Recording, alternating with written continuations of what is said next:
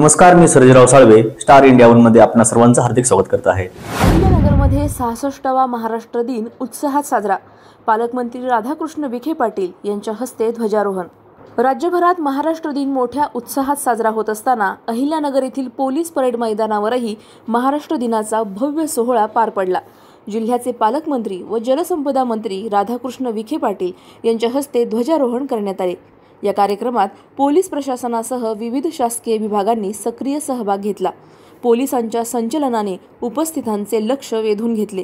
यावेळी पालकमंत्र्यांनी पोलीस दलातील उल्लेखनीय कार्य करणाऱ्या अधिकारी कर्मचाऱ्यांचा तसेच क्रीडा क्षेत्रात जिल्ह्याचे नाव उज्ज्वल करणाऱ्या खेळाडूंचा सत्कार केला। कामगार दिनाच्या सुद्धा निमित्तानं आपण कामगार दिनाचाही या निमित्तानं कामगार दिनही साजरा करतो। या दोन्ही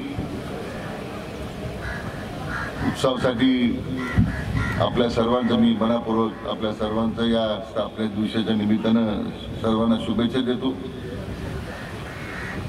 संयुक्त महाराष्ट्राच्या स्थापनेसाठी बलिदान झालेले सर्व जे हुतात्मे आहेत त्यांना मी भावपूर्ण श्रद्धांजली अर्पण करतो। पुलवामा येथे झालेल्या अतिरेक्यांच्या भ्याड हल्ल्यामध्ये जे निरपराध नागरिक त्या ठिकाणी बळी पडले त्यांच्याही प्रति सद्भावना व्यक्त करताना त्या हल्ल्याचा तीव्र शब्दामध्ये मी निषेध करतो। मृत कुटुंबियांच्या मागे देश खंबीरपणे उभा आहे हे आपल्या आदरणीय प्रधानमंत्र्यांनी अतिशय स्पष्टपणे सांगितलेलं आहे।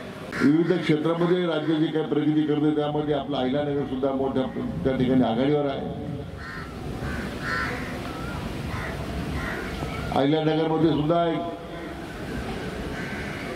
अनेक स्वातंत्र्य सेनानींनी संयुक्त महाराष्ट्रामध्ये आपलं योगदान दिलं। जिल्ह्याच्या विकासामध्ये अनेक क्षेत्रामध्ये उद्योग सहकार यातून या जिल्ह्याला प्रगतीच्या पथावर अन्य जिल्ह्यांच्या पेक्षाही सगळ्यात पुढे घेऊन जाण्याचं काम या सगळ्या मंडळींनी केलं। नुकताच जाहीर झालेल्या राजीव गांधी प्रशासकीय गतिमानता अभियानामध्ये जिल्ह्याला 3 पुरस्कार मिळाले।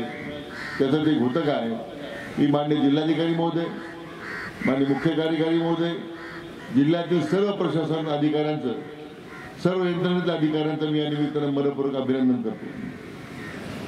या पुरस्कारामुळे जिल्ह्याच्या नावलौकिकामध्ये भर पडलेला आहे। आपल्या जिल्ह्यातील 4 खेळाडूंना यावर्षी शिवछत्रपती शिवाजी पुरस्काराने सन्मानित करण्यात आले आणि त्याचा सार्थ अभिमान आपल्या सगळ्यांना आहे। त्या खेळाडूंचं सुद्धा मी मनपूर्वक आपल्या सर्वांच्या वतीने अभिनंदन करतो।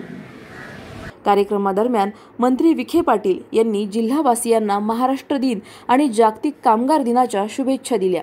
कुणी संदिग्ध नाही त्यामुळे बैठक झाल्यानंतर मग 3 कार्यक्रम नगरमध्ये आहेत। एक तर आपलं जे नवीन शासकीय विश्रामगृह बांधलं पण त्याचं उद्घाटन आहे। त्याचबरोबर भारतीय जनता पक्षाचं जे जिल्ह्याचं कार्यालयाच्या इमारतीचा शुभारंभ आहे कामाचा त्याचंही भूमिपूजन आहे आणि विखेपाटील फाउंडेशनचा एक कार्यक्रम असे त्यानंतर 3 कार्यक्रम माननीय मुख्यमंत्र्यांनी आहे। प्रामुख्याने केबिनेटमध्ये कुठले विषय आपण मांडणार आहोत, कुठले प्रामुख्याने कुठले विषय आहेत त्यामध्ये? आता राज्याचे विषय येतीलच पण प्रामुख्यानं याच्यामध्ये अहिल्यादेवींच्या स्मारकाची बद्दलची अपेक्षा आहे। नंतर ज्ञानेश्वर सृष्टीच्या बद्दल सरकारने त्याबद्दल काही भूमिका घ्यावी अशी अपेक्षा आहे। जिल्ह्याच्या औद्योगिकीकरणामध्ये आता जमीन उपलब्ध आहे, मोठ्या प्रमाणात जिल्ह्यात गुंतवणूक आली पाहिजे, रोजगाराला त्यामुळे चालना मिळेल ती अपेक्षा आहे। परंतु बाकीच्या तर मग जे धोरणात्मक मुद्दे जे विशेष करून जलसंपदाचे आहेत ते आमचा विभाग हाताळतात आहे।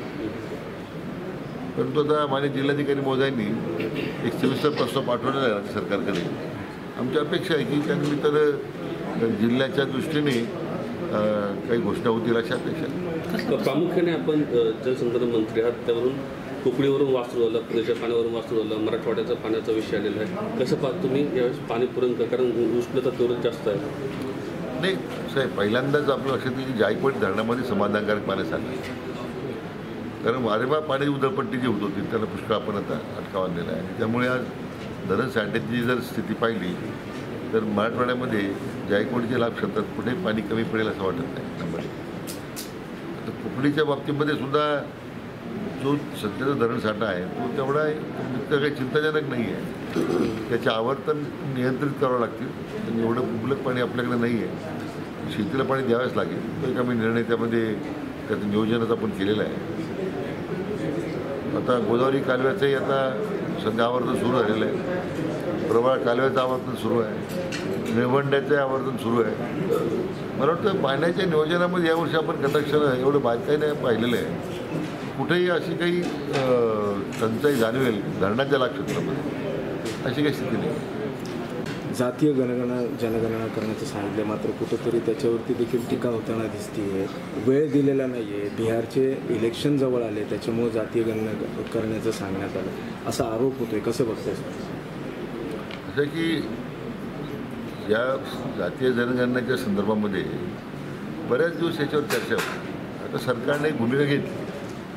आता त्याच्यावर पुन्हा का टीका करतं म्हणजे मला वाटतं जे विरोधक एवढे वैफल्यग्रस्त झालेले आहेत की त्यांना कुठलाच मुद्दा मिळत नाही. आता जातीय जनगणनेच्या संदर्भात त्यांचीच मागणी होती ती आता सरकारने स्वीकारली.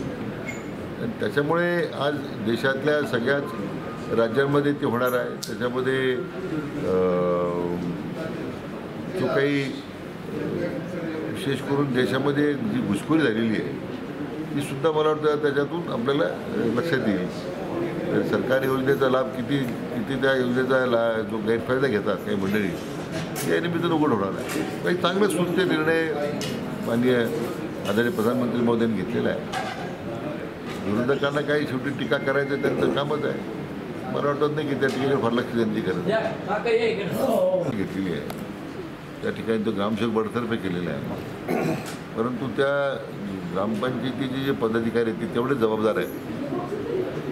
त्यामुळं माननीय जिल्हाधिकारी महोदय आणि माननीय मुख्य कार्यकारी महोदय या संदर्भात आवश्यक कारवाई करते. पण त्याचा संदर्भ घेऊन एक SOP आपण जिल्हा पातळीवर तयार करावी त्यानं सूचना दिलेल्या आहे. ज्यामध्ये अशा घटना अन्य गावात होऊ नये. कारण पाण्याची टंचाई आहे, घाण पाणी येणार आहे, पाण्याचे उद्भव तपासले पाहिजे. सगळ्या PSCकडे आता पाणी तपासणी यंत्रणा उपलब्ध आहे.